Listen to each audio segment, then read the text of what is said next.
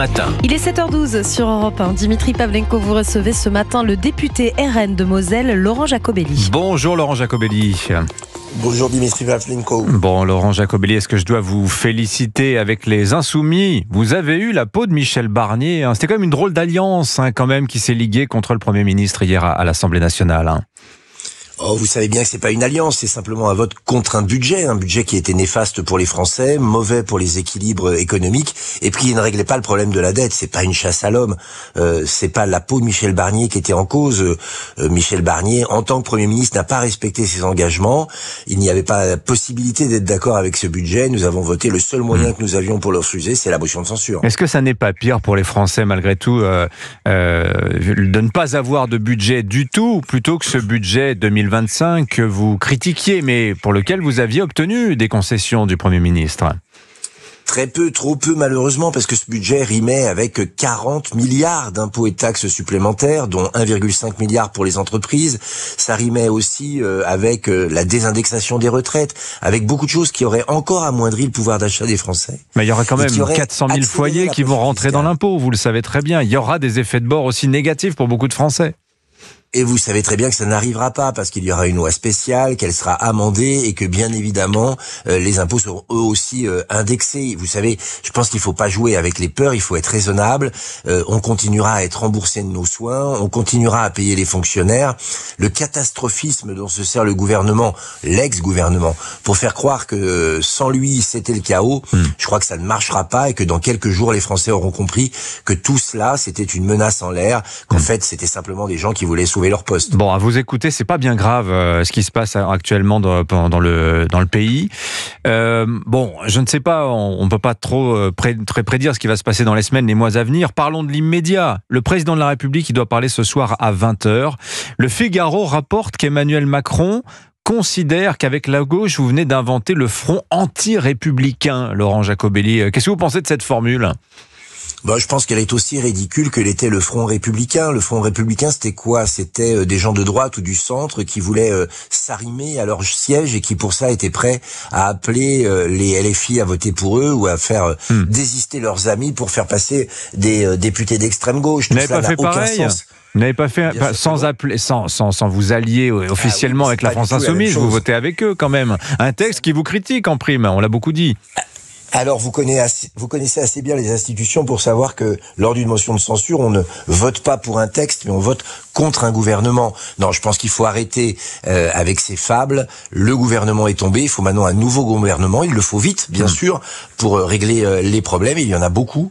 Et il faut un gouvernement qui sache que le premier parti de France, c'est le Rassemblement national.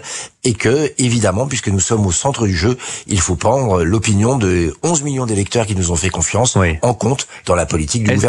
Est-ce que je dois comprendre, Laurent Jacobelli, que le Rassemblement national a des noms à proposer pour Matignon à Emmanuel Macron?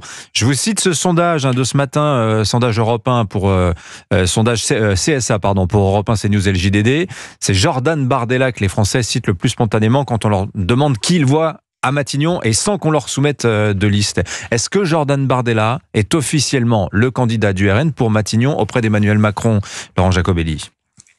Jordan Bardella est officiellement notre candidat au cas où Marine Le Pen serait présidente de la République ou au cas où l'Assemblée nationale serait majoritairement composée d'élus du RN. Mais aujourd'hui, en tout cas, bien évidemment non. Aujourd'hui, vous savez, nous, on attend la proposition ou les propositions de Monsieur le Président de la République, en sachant que pour nous, un candidat de gauche, ce serait censure, que pour nous, un Premier ministre qui mépriserait, comme l'ont fait certains, le Rassemblement national, ce serait censure, et puis un gouvernement qui irait dans le sens inverse de ce que nous proposons. Bien évidemment. Attendez, c'est-à-dire continuer le matraquage fiscal et la casse sociale, ce serait non aussi. Mais qu'on comprenne bien, si ce soir, imaginons qu'Emmanuel Macron propose Matignon à Jordan Bardella, il accepte ou il refuse ? Il refusera, mais ça n'arrivera pas. Mais alors qu'est-ce que vous acceptez? Vous dites on censure si c'est un Premier ministre de gauche, si c'est un Premier ministre du centre on censure, si c'est Jordan Bardella on n'y va pas. Qu'est-ce qu'on fait? Non. Nous censurons un Premier ministre dont le parcours ou les propos ou l'objectif serait contraire contraire à ce pourquoi les électeurs nous ont élus à l'Assemblée nationale et ont fait de nous le premier groupe à l'Assemblée nationale. Alors c'est tout. C'était les mêmes conditions que pour monsieur Barnier au début. Monsieur Barnier qui disait vouloir travailler avec nous et vouloir prendre en compte notre avis. Il ne l'a pas fait. Il a rompu le deal, si je puis dire, qu'il y avait avec les Français. Il doit donc partir. Mais le prochain Premier ministre, je crois, vu ce qui s'est passé, sera beaucoup plus raisonnable. Est-ce que vous avez un nom que vous accepteriez comme Premier ministre, qui ne soit pas de chez vous, bien sûr, parce qu'apparemment, si ça vient d'Emmanuel Macron, vous ne voulez pas Matignon. Qui trouverait grâce à vos yeux Laurent Jacobelli ?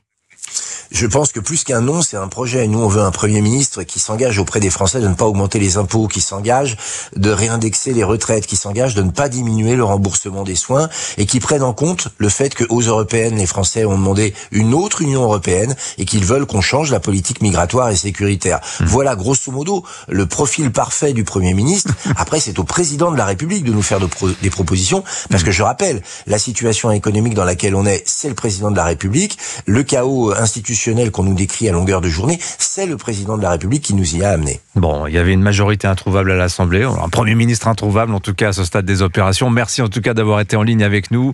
Laurent Jacobelli, je vous en prie, député Rassemblement National de Moselle. Bonne journée à vous. Et il est 7h18 sur Europe.